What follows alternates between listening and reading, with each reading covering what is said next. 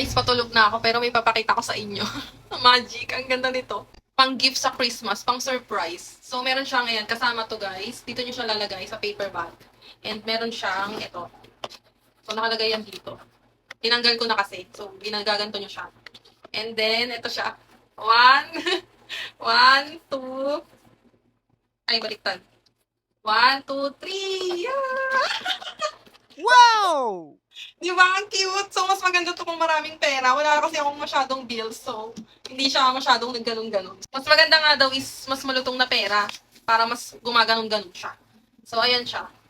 Meron kasi siyang goma.